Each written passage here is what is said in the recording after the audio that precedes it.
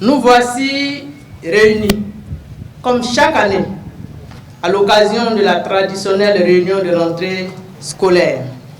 Depuis la rentrée scolaire 2021-2022, des mesures issues des recommandations des EGENA étaient entrées immédiatement en vigueur, à la grande satisfaction de tous. Les premiers effets de ces mesures sont perspectives à bien des égards. En effet, 2 ans après la réinstauration de la dictée, la Côte d'Ivoire est devenue championne du monde de la grande finale internationale.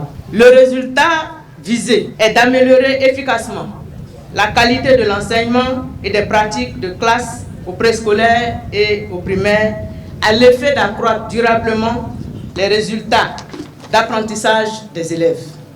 Au cours de l'année scolaire 2021-2022, la mesure urgente du retour de la dictée visait à corriger les faiblesses de nos élèves en écriture et lecture détectées lors de ces évaluations.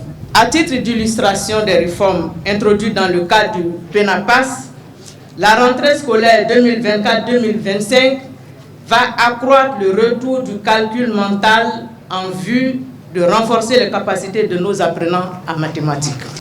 Au niveau de la mise en œuvre du PENAPAS, l'on note le développement par la direction de la pédagogie et de la formation continue de nouveaux outils d'apprentissage. Le DPFC vous en a parlé tout à l'heure. Un vaste programme de formation de tous les acteurs à la mise en œuvre du PENAPAS. À ce titre, 2649 formateurs régionaux et plus de 35 000 enseignants du préscolaire et du primaire, CP1 et CP2, ont été formés aux nouvelles approches pédagogiques. Le premier atelier de formation en mode résidentiel des enseignants du préscolaire des classes de CP1 et CP2 à la mise en œuvre du PENAPAS vient de se tenir à Yamoussoukro. Chers collaborateurs, j'attache du prix aux consignes ci-après. Premièrement, ne peut tenir une classe de préscolaire de CP1 et de CP2 dans une école publique qu'un enseignant ayant participé à la formation sur le PENAPAS.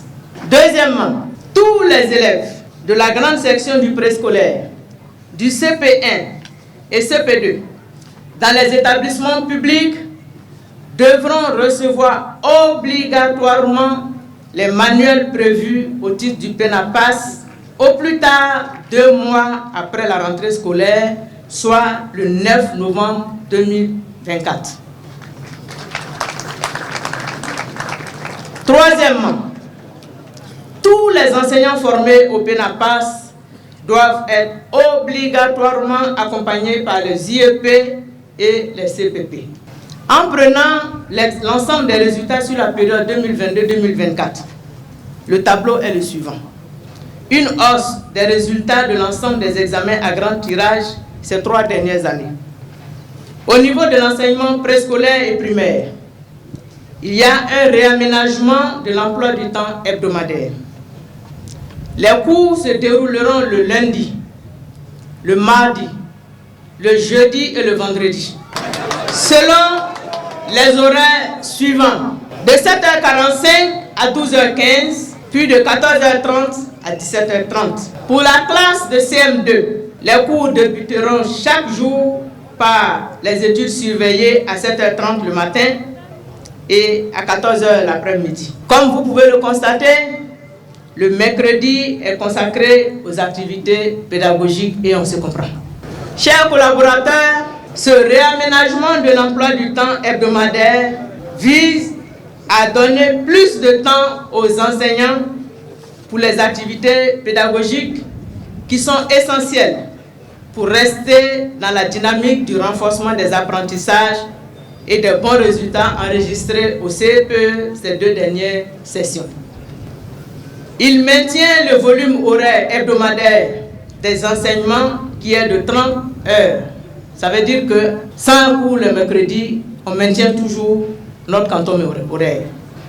Et le calendrier 2024-2025 permet même d'atteindre 1200 heures de travail cette année contre 1192 heures l'année dernière.